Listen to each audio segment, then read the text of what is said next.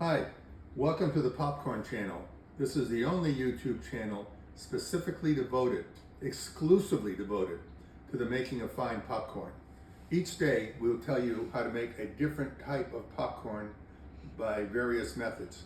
Today we're going to do the time-honored traditional method, that is the stovetop method, originally introduced to in this country probably in the late 1890s, when popcorn first started to be commercially grown and popularized. So here's what you're going to need. You're going to need, we use a 6.5 quart stock pot. Any large pot would do fine. Don't worry about how thick the bottoms are. Once you're heating it, it's going to be hot enough to pop the popcorn. You need a lid. You'll need pot holders. These sides get very hot. You need a 1/2 cup of popcorn. We only use, in this kitchen, in this test kitchen, Bob's Red Mill white popcorn. It's the most tender, but most importantly, Bob's Red Mill ensures that their popcorn is about 14 to 14.5% moisture. That allows for proper expansion of the heated popcorn, and it's just an all-around excellent popcorn. However, any popcorn of your choice will do fine. We'll need 3 tablespoons of oil. We use canola oil, and a large bowl. Important to have the bowl ready, so we have ours here. So we're going to start by first pouring in 3 tablespoons of oil. And it doesn't need to be exact, but you don't want to use too much. So we got 1, 2, 3. Now, if you use too much, it makes the popcorn a little bit too rich and it's not as satisfying. It needs to be just the right amount. So we're done with the oil. Now I'm going to take, say 5 kernels of popcorn, and we're going to throw them in there. We're going to put the lid on, and now we're going to go ahead and put this on high. And what we're going to do is we're going to wait until we hear 1 kernel pop. And when we do that, we'll take the rest of the popcorn and dump it in. And at that point where the art comes in to ensure that the popcorn is made properly. So why don't we pause the video at the moment, and we'll come back once we hear some popping. Hi, we're back. We just heard the first kernels pop. Now we're dumping in, the kernels, and the first thing we need to do is shake it. Why? Because we want all the kernels to be now coated with that very hot oil. And so I'll shake it a little bit like this, and then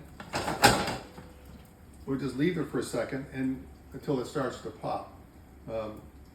Sometimes because I'm standing here, I'll probably do it again, but don't need to do it that much. You just keep, now that the kernels are all coated evenly with hot oil, we're going to just now wait for the popcorn to begin popping, and then once it does, then we'll talk about the venting process. Pardon me? What? Do you want me to pause it? Yeah. Oh, no, you don't have to pause it. Now, my cinematographer wanted to know if you needed to pause it. I think it's important to hear the popcorn pop. The excitement of popcorn popping is unparalleled in any other type of cooking show. We can hear it pop. Can you come closer and see if you can make sure the popping sound can be heard? And so now that it's popping, we do this. Now it will only take 2 or 3 minutes for this whole process to complete. You can hear the popcorn popping and hitting the lid. That means it's too soon to take the lid off to vent steam, because that means those kernels will fly out. And when I've done this before, they really sting when they hit you because they're so hot. So popping now is going into full swing, but I can still hear a little bit of things hitting the top of the lid. I'm going to take a gamble here. That was a little too soon. But I saw that the popcorn is popping. So, when you hear that dull sound like you're hearing now, then you go ahead and you saw one fly out. And now it's important to give it a couple of good shakes to get those unpopped kernels to stay on the bottom. I'm leaving the heat still on high.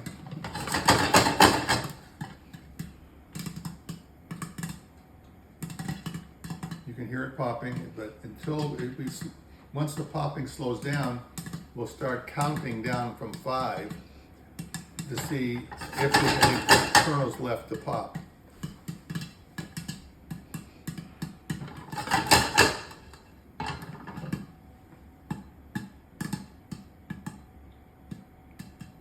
This is where you need to be careful, because if you let those kernels burn on the bottom of a pot, they're exceedingly difficult to clean that pot. So some people keep a devoted popcorn pot, just so when that happens, they don't feel bad about having a properly good regular pot ruined. But still, it's still popping and not ready for the countdown yet. We'll give it another vent.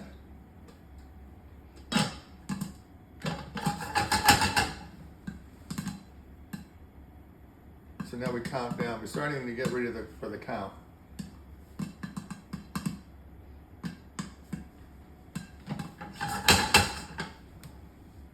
5. Well, every time you start, you have to start all over again. 1, 2, 3, 4, 5. We are done. Immediately we remove this because this burner is still pretty hot. We take the lid off and then simply dump it into your, put this back over here so it's out of the way, and your finished result, a perfectly popped half cup of Bob's Red Mill popcorn. I hope you'll join us tomorrow when we talk about how to popcorn over an open wood fire.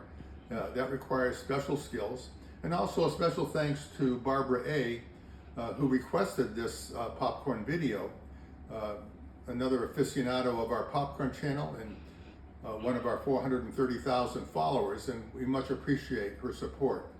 Thank you until we do our next popcorn video.